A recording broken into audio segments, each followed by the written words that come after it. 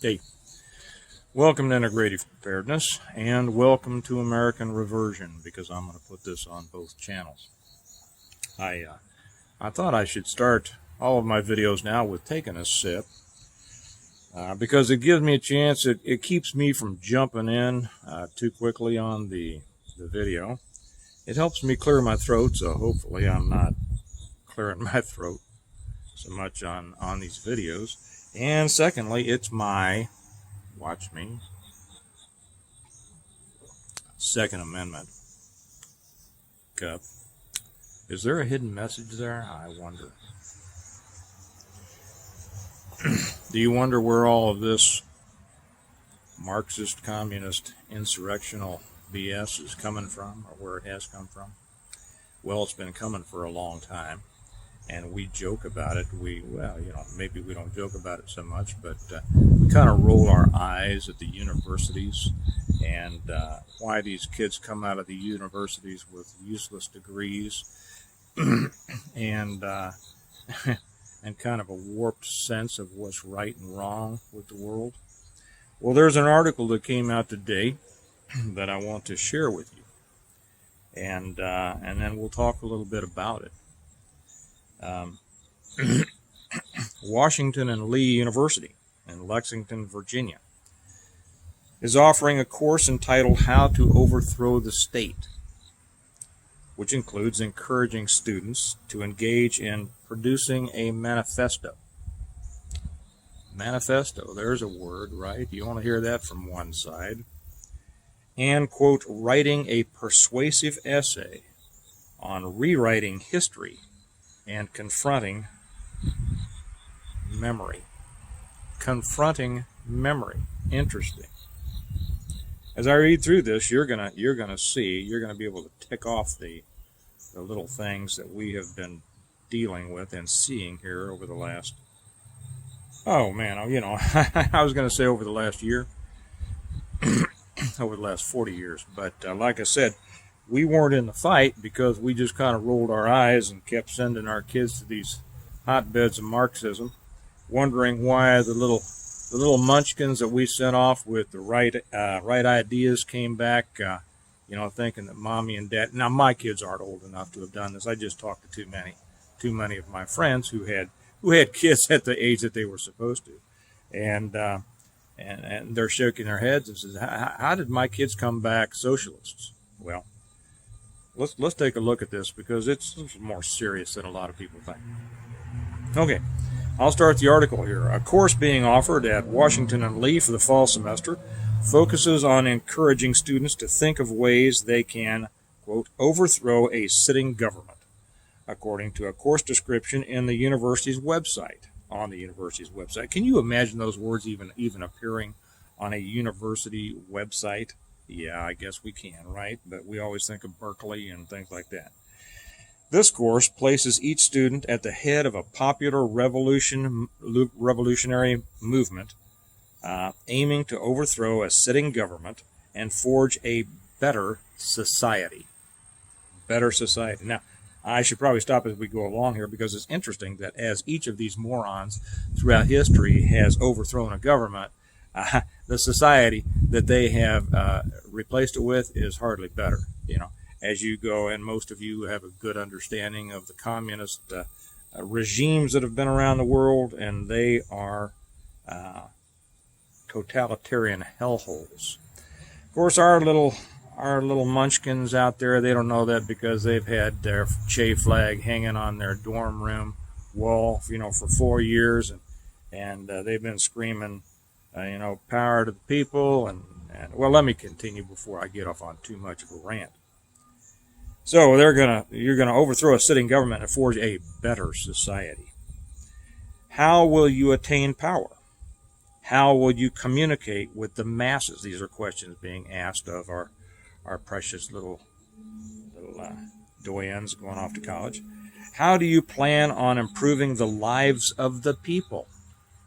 Oh, I bet you Fidel has some thoughts there, right? And Che and Mao and Marx and Lenin, I bet they got some great ideas. How will you deal with the past? well, I guess tear down all the statues and revise all of the history books, right?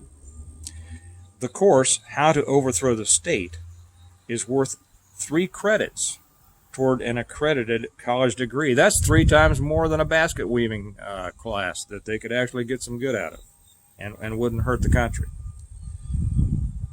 Along with, I'm sorry, I'm out here. My big laptop, the mouse doesn't work as well as my little one, and I have the big one. Okay. Along with How to Lead a Revolution, our little revolutionaries, students will also be studying Marxist revolutionary and assassin Che Guevara. That's the truth. I love all these kids that just love Che, and I love the look on their face when I said that cowardly moron never shot anybody whose hands weren't already tied behind his back. But he's so brave. He looks so good in that beret with that little star on it, looking up into the future, right? That posed just right, that painting. Oh, boy. So I'll start that again because I went off on a rant. Sorry. Along with How to Lead a Revolution, students will also be studying Marxist revolutionary and assassin Che Guevara, and will be tasked with producing a manifesto and writing a persuasive essay on rewriting history. From Franz Fanon to Che Guevara to Mahatma Gandhi and others, we explore examples of revolutionary thought and actions from across the global South, continues the course description. I'm not sure what global South means. Plenty of it happened north of the equator.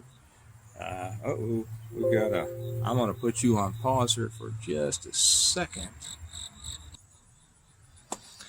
Okay, I'm sorry about that. My laptop was giving me that deadly low battery sign, so I had to go add a little juice to it. Let's pick up where we ended.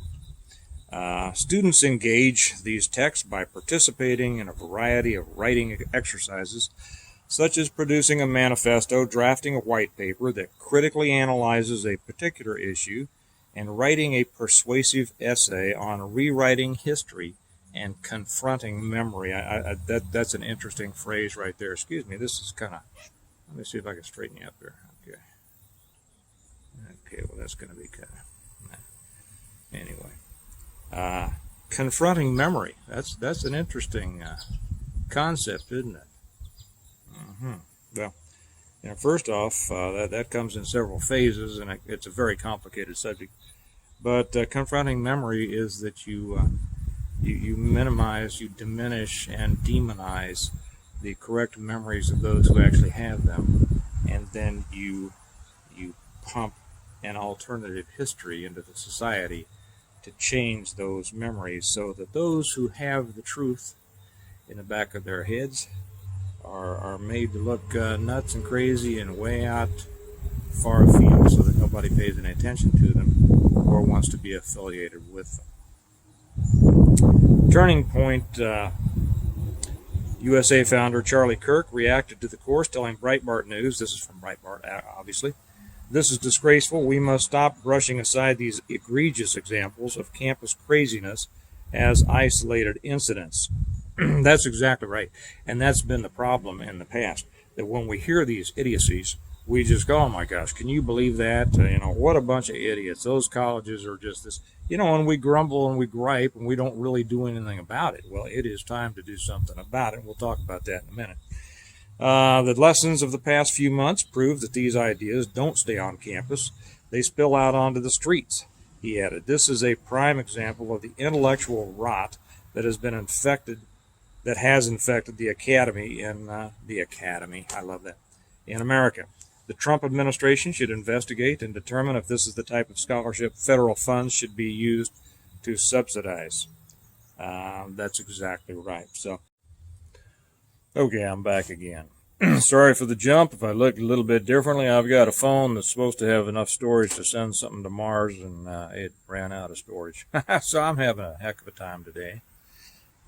Maybe it's the forces around trying to keep me from making this. No, I'm not that important. Anyway, okay, so it's been no surprise to us that this stuff has been bubbling up and gurgling around in the universities, but until now, We sloughed it off and just kind of rolled our eyes and said, "Can you believe that?" When our little munchkins came home after 4 years, coming home working for social justice and striving for the socialist values of their little flag heroes.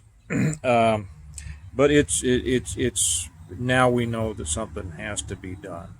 Not only are these little people out there in the streets now, but we already have a couple of generations that are probably too far gone to get them back. Our universities are redoubling their efforts to educate well, I won't say educate, indoctrinate the next generation into being good little revolutionaries. Some of you most of you probably don't. Some of you may have heard of Patrice Lumumba University. It was an intelligence operation run by the Soviets back in the day. It was in Moscow, and it was named after an African Marxist revolutionary type named Patrice Lumumba. I forget his whole name, doesn't matter. But they put a university in Moscow. It's essentially run by the KGB and the GRU to crank out all the little Marxist revolutionary seeds for the Soviet insertion into Africa and South America. One of its proudest graduates was a guy by the name of Ilyich Ramirez Sanchez. Some of you may have heard of him being referred to as Carlos the Jackal. He was a revolutionary, a Venezuelan that came out of and became enthralled in Marxist theology. I'll say that because it really is a religion to some of these people. He was involved. What was he involved in? He was involved in the PLFP, I think, the Popular Front for the Liberation of Palestine, and did a raid. Some of this is I have to go back in there to remember this stuff. That's been a long time. This is back when I was involved in other things back in the 70s, and he was the one who pulled the raid on the OPEC in Vienna. If you remember that. If you don't, it's interesting stuff because it's really the precursor to what's going on now.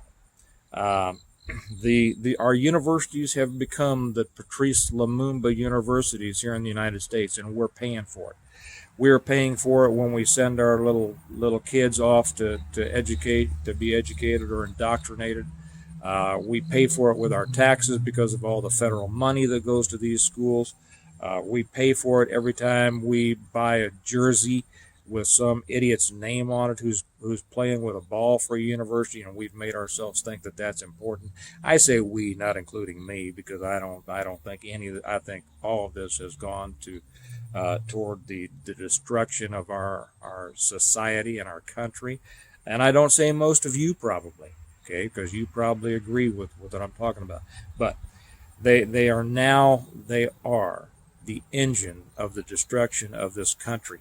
And if we want to do anything about it, like I said in the last one, the time that we need to do something about it was a long time ago, but if we didn't, the time is now, and we've got to get on it. What can we do? First off, send this video, because I itemize these things as being taught there at Washington and Lee. Send this to everybody you know, please. Okay, everybody you know.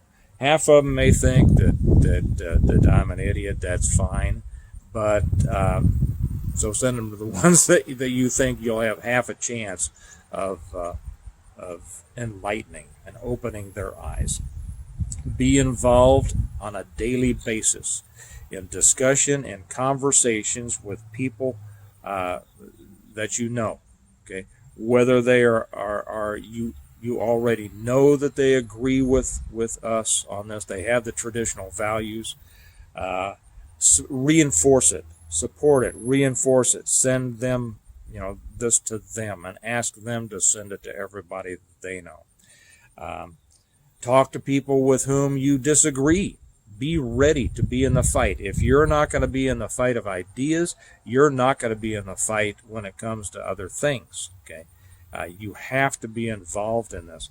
And you might say, well, I'm just waiting for it all to start. I'm waiting for, the first shot. Well, the first shot's been fired. The first multiple shots have been fired. And if you're waiting for the next big thing to happen in your area so you can go out there and take a physical part in it, I would suggest that you get out there and be in the mental fight right now when words can have an effect. You don't think words can have an effect? Yes, they can. They will. They can serve to strengthen those who are on your side and weaken those who oppose you. If you will simply go out there and oppose some of this idiocy vocally, it will weaken them because they are strengthened by the silence of those who disagree with them. And if you remember the saying, Edmund Burke, all that's necessary for evil to triumph is for good men to do nothing.